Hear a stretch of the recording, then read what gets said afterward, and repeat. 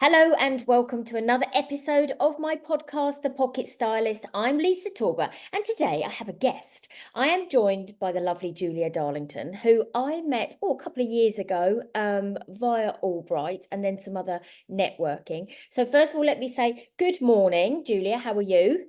Good morning, Lisa. I'm very, very well. Thank you. I'm very, very well. Good, good. I think it's easier if you tell the listeners what you do and what you do now, please. Okay. I founded my business, Julia Darlington Coaching and Consulting, back in 2016.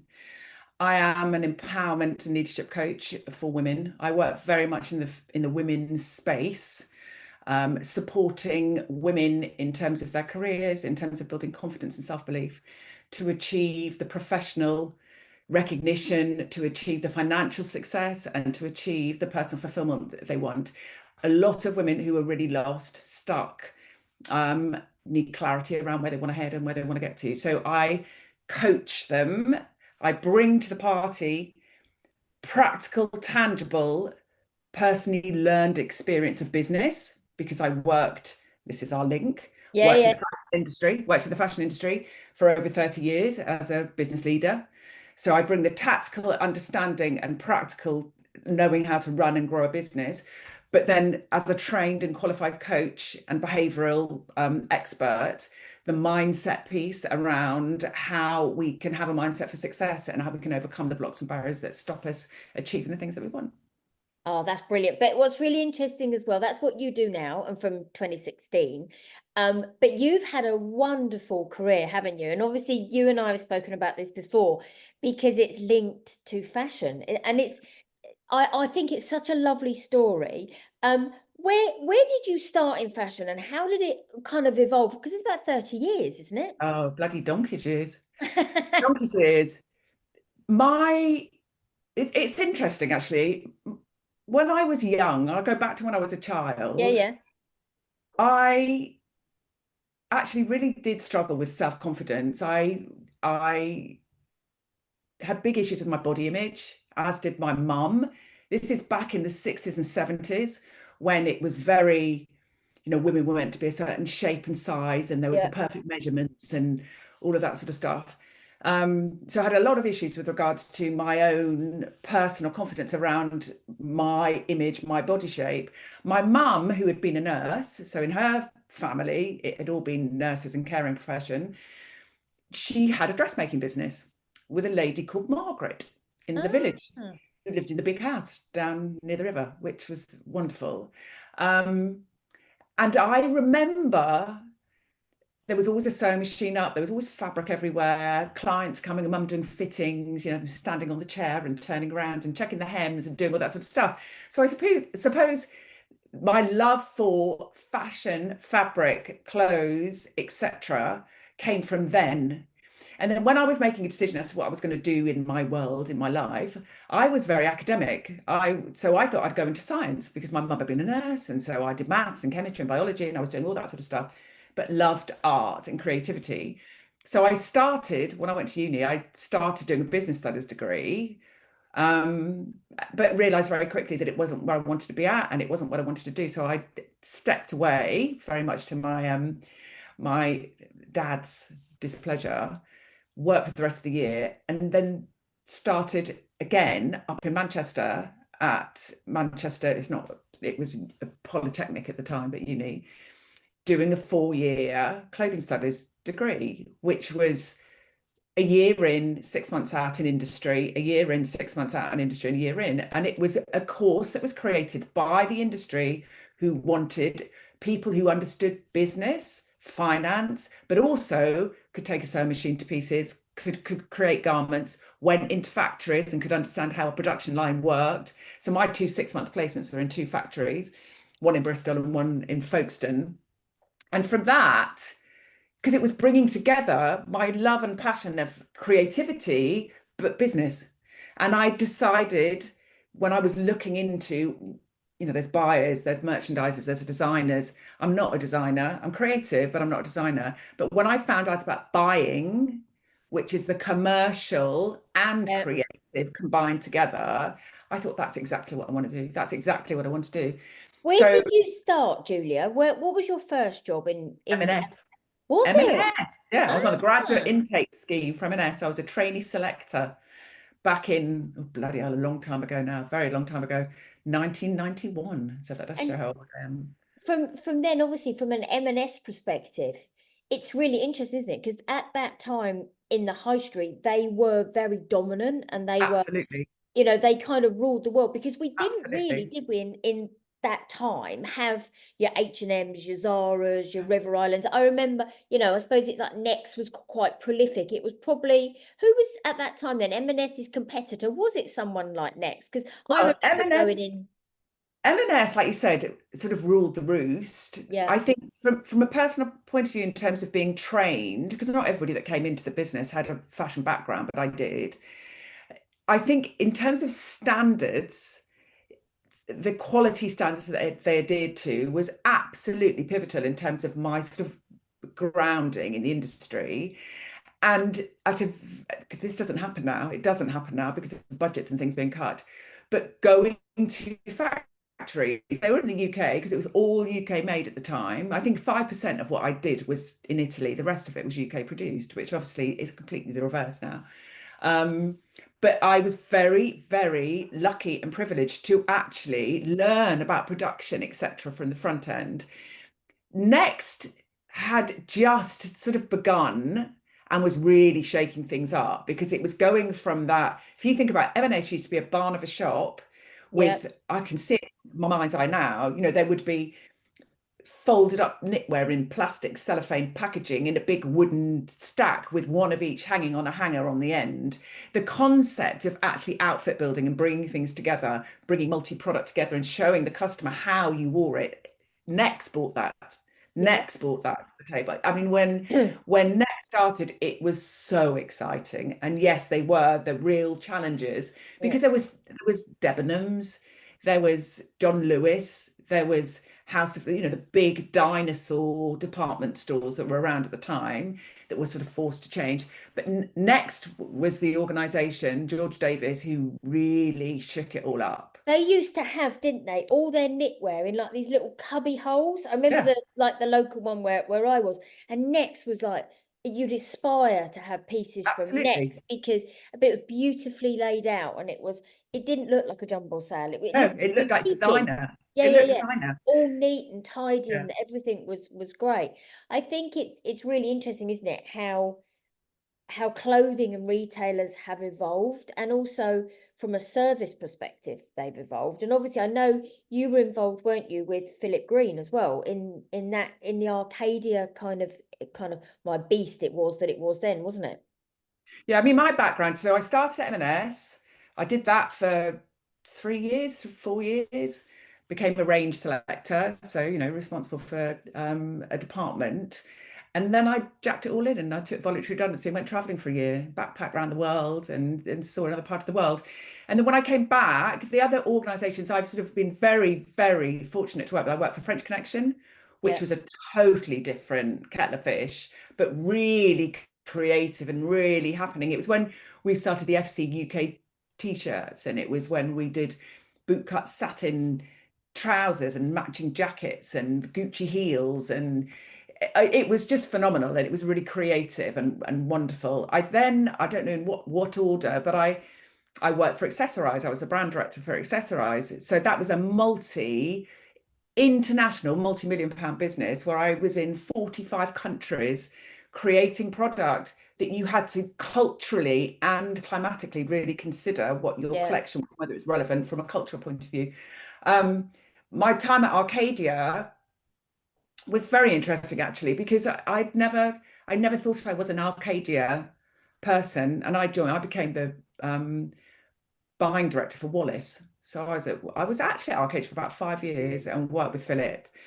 And it was a very interesting time because all the brands under that Arcadia banner operated almost as businesses, as separate businesses on their Yeah, own, very much led by the MD of each of those businesses. But you were a brand within a bigger sort of structure, if you like. So you had a lot of shared services and support, it was just a very interesting time there. And again, it was working at a sort of high street level. in terms of, it was when the internet was really beginning to charge Yeah. forward, become very, very key. And I think Arcadia actually was quite behind in embracing the internet. They were quite old-fashioned in that way. But then everybody was forced to have to, take on board the fact that the competition was global. I then got the opportunity to actually go to Australia, and I led the creative teams in a business called Forever New, which that again was absolutely fascinating because I was working with a Southern Hemisphere business, but the trends are all driven by the Northern Hemisphere. But from a calendar perspective, they were Yeah. still putting Southern Hemisphere first, whereas it had to be the other way around. It had to be, but you're being driven by the Northern Hemisphere. And because there's 6 months differential in terms of timing, Climate as well. climatically, Yeah. very complex, very, very complex. Um, Sorry, I've run away with myself, Lisa. No, I've no, run. no. But I think that's really interesting because it gives a real insight as to how brands have kind of worked from starting with M&S and then moving through Next. And if you look at that now, and even listening to you talk about Forever New, the climate piece, it's really interesting. So I've I have shouted about it a lot. I've just come back from Monaco because we went to the Grand Prix. I took my husband for a treat. And it was really interesting. I'm sat, obviously, I am in awe of what people are wearing. But what's really interesting, even though I'm sat in Nice and Monaco, everybody's walking past me and what they walk past me in London. There's no, the trends have, it shows, like you said, how they transcend and how they move, etc. And I think what's really interesting, all of it, and we talk about this time and time and time again, it's how those brands give women the confidence to feel good about themselves. But it's really interesting how, also clothes can make you lose confidence if you don't feel good in them and things like that. And I think that's where almost you've come round this full circle, whereas now you're working with these leaders and C-suites and women, empowering them how they can feel confident. And obviously from the techniques and what you educate and you coach them in is similar to what I do from I help people feel confident in their clothes. So you kind of come at it maybe from the mindset perspective and some of the tools that you use, and I come at it from the clothing, how it Yeah. makes you feel confident.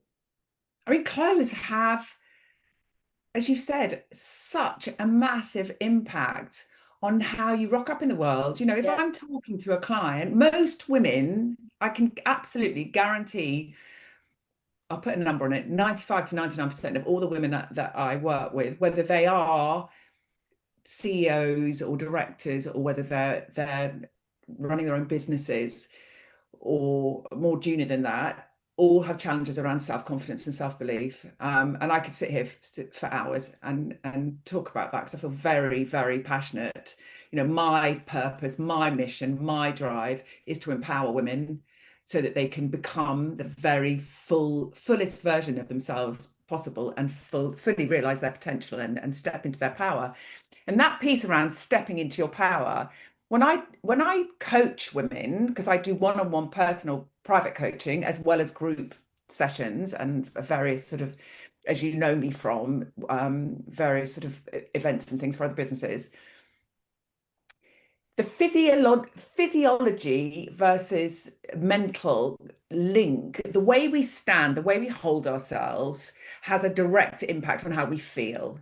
So if we are not feeling confident, but we put ourselves into a physiological stance that we're upright and we feel confident and we fake it till we make it, we kid ourselves that we're in a physical stance of being confident, we will start feeling more confident. It's fact, it's proven. Yeah, yeah. What you wear, and I'm not a colorist and I'm not a stylist, you are, but for the 30, 40 years I worked in the industry, it's all around people wanting to feel amazing in what they're wearing, whether it's around color, whether it's around fit, whether it's around, helping women understand how, which is what you do. When I used to work as a buyer, a fashion buyer, buying manager, a brand director, signing off, because I used to sign off the collections or sign off the product,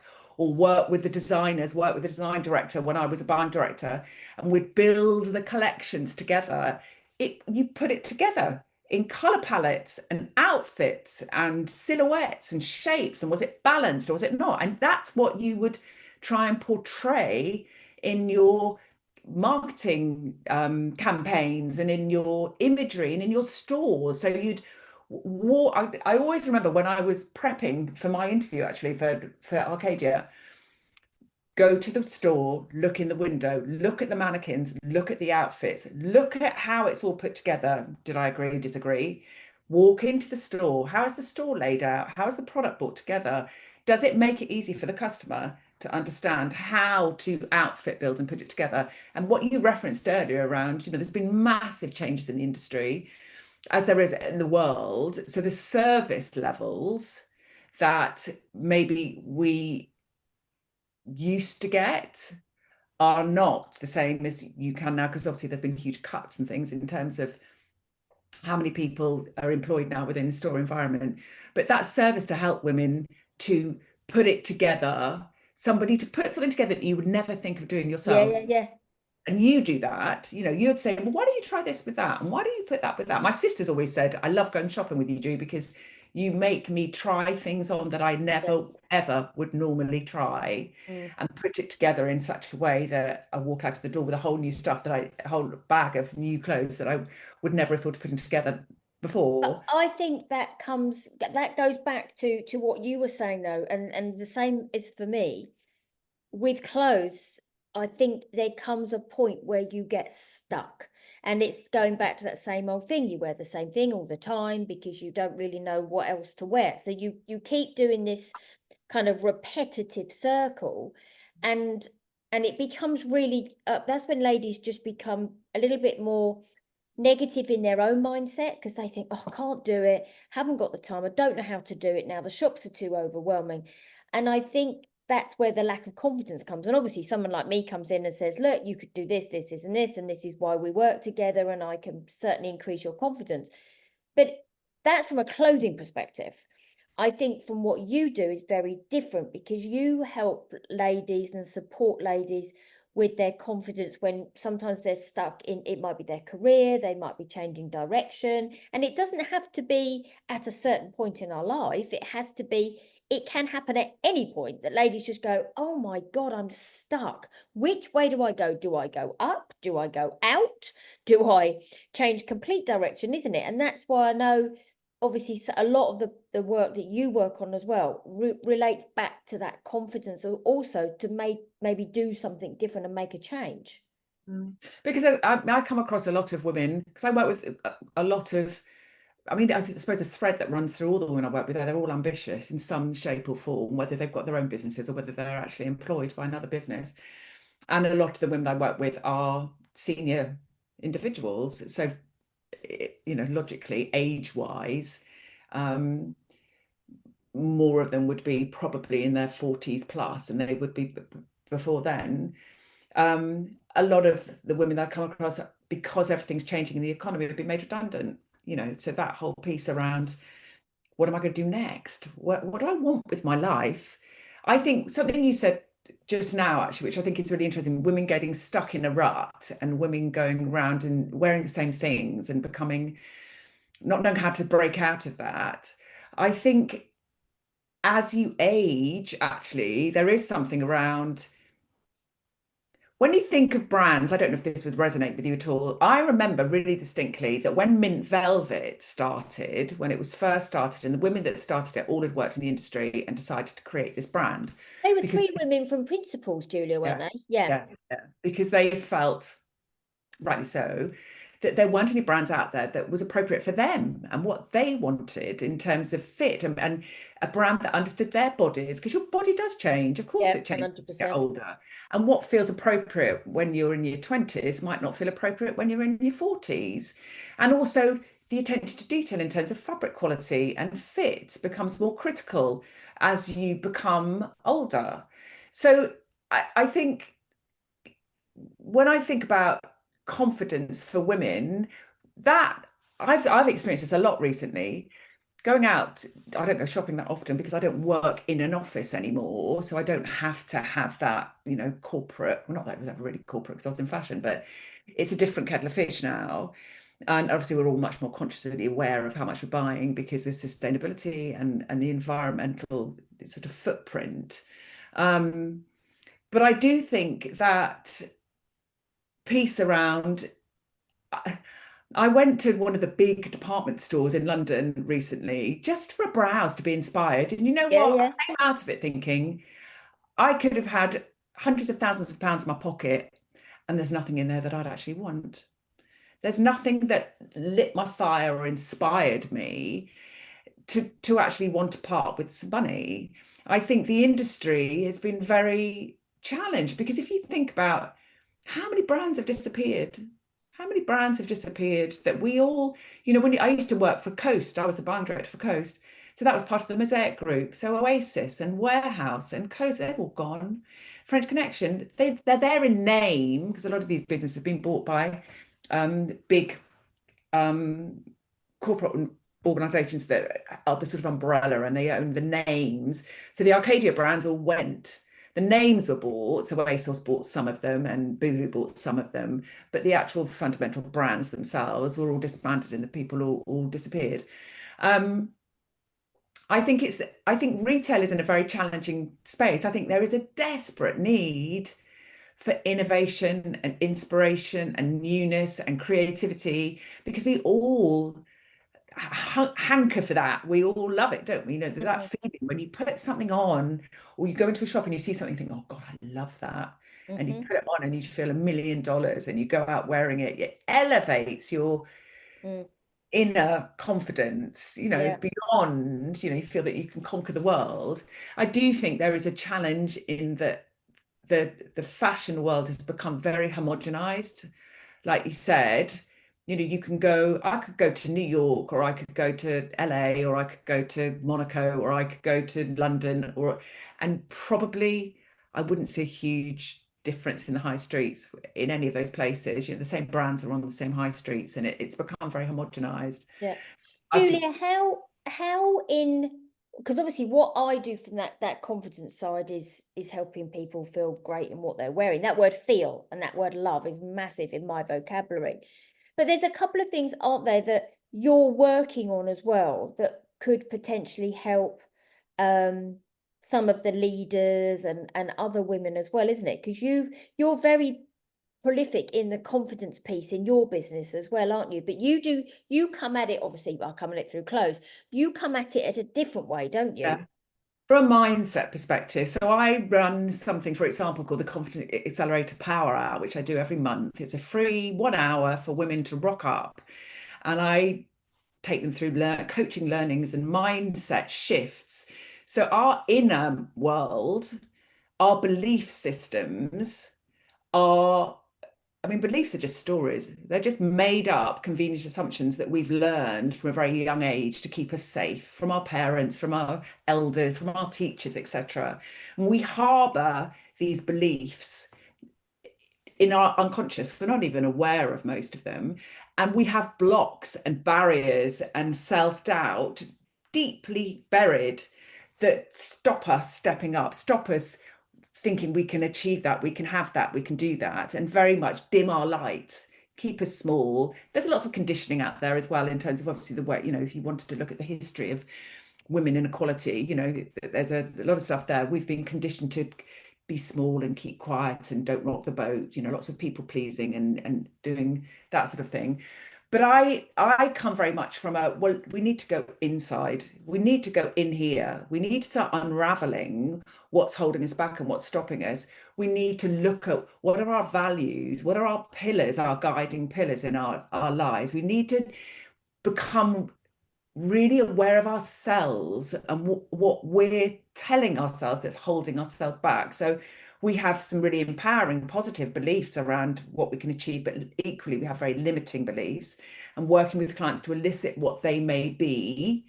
Coaching is about asking questions. is about opening up possibility for clients that would never have gone there before. It's guiding them. I very much describe myself as the woman in the wings.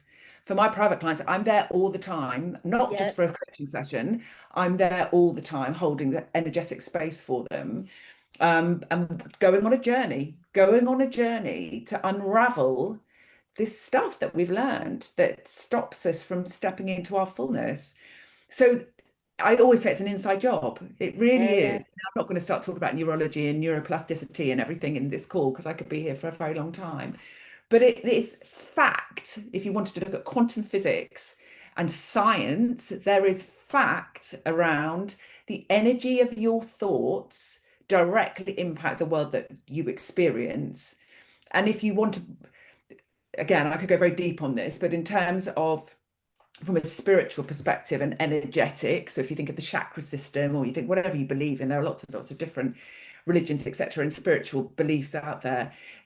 The impact that our energy, how we are energetically, if this makes any sense, expressing ourselves and the energy that we're emitting, you know as well as I do, you could walk into a room and some people you'd feel attracted to, and other people you'd Yeah. feel repelled from. You've never spoken to them. You don't know who they are. Yeah. People emanate an energy, an aura that has a direct impact on the relationships that we build.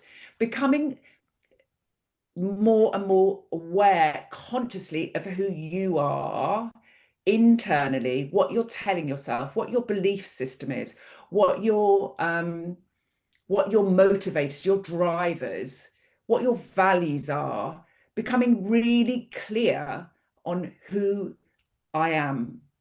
I am, what's holding me back, and looking at where do I want to go? What could my future be? I mean, I very much bring, because of my business background, a very practical, tangible, strategic way of approaching certain things. So I can listen to somebody and take everything that they're telling me, and then I can sort of see patterns in what they're telling me, and then talk it back to them and say, okay, this is what I'm hearing. I might be wrong, tell me if I'm wrong, but this is what I'm hearing, and break it down to these practical, tangible, structural strategies, if you like, around, Yeah. well, how can we get you to there from where you are here? What's the chasm in between? What's the block? And I think that's really interesting because I do think we all have those self-limiting beliefs, even though we can be Absolutely. confident in what we do. We still got sometimes that little person that sits there and goes, "Oh, can I? Can't I?" Absolutely. Before we finish this podcast, I know that you've got and we're going to put the link in the show notes anyway. You've got a wonderful little ebook, haven't you? That any Yeah, it's listener called, can yeah, click on the link and come down to. yeah. Just tell everybody what it is. It's called Unshakable Confidence, and it's this 7 steps. I mean, I've got a Ah, so those of you who are I watching prepared earlier. yeah, yeah, like a Blue Peter presenter. Yeah, So for those of you that are watching this on YouTube, you will see Julia hold it up. For those that you haven't, go into the show notes and click on the link yeah, and be able to yeah. download it. Go on, do it. 7 steps. So it's the 7 essential steps to unlock your power. So it's of 7 steps of with workbooks, actionable things that you Ah, can do that will start from the very premise initially of understanding what confidence is, the difference between internal and external, and then various steps that you can then work through yourself to start building this inner confidence and self-belief so that you can start becoming more and more empowered. I run this is linked to the Confidence Accelerated Power Hour that I do every month, which again, if anybody's interested in coming along, it's free. It's an hour, a group of wonderful, wonderful women. If you jump onto my website, which equally we can give out that no, information. yeah, and we'll put that. It's juliadarlington.com, isn't it? Yeah, yeah, Yeah, but that will again will be in the show notes for yeah. everybody to. I So mean, you that's a can, wonderful yeah. hour to be And you spending. can register for that and come Yeah. along. The next one I'm doing is on the 10th of June. So I'd love to see as many of you as possible. And then I'm building a group program which will also support that. So there's a sort of thread that runs through this. So obviously I do the one-on-one work that I do, and I work with organizations as well and coach their senior leaders, etc. And I've got my own private coaching clients. And then I do this whole piece of work around this confidence acceleration and empowerment, because you know this, Lisa, because I've said it so many times in the past, women will rule the world. We're needed. It's our time now. 100%. It's Yeah. our time. And And interestingly, sometimes women's confidence holds them back to do this, absolutely. that it holds them back from doing the next greatest Mm, thing, whether it mm, be from my perspective, the clothing, or whether it be from you, from the mindset yeah. perspective. I have thoroughly enjoyed chatting to So have you. I. Everything with regards to Julia, as we said, it's in the show notes, her website. So please go on and register for that. That power hour, because that is just an absolute godsend. Her little ebook is there as well, so you can get 7 steps with some workbooks, so you can start working on it yourself. But thank you to everybody for listening. I appreciate it again every single week. Julia, thank you so much for Thank coming you, and Lisa. Thank you for chatting to inviting us. me. It's been amazing. Yeah. And we will see you all next week. So thank you to everyone. Bye-bye. Bye, Bye. Julia. Bye.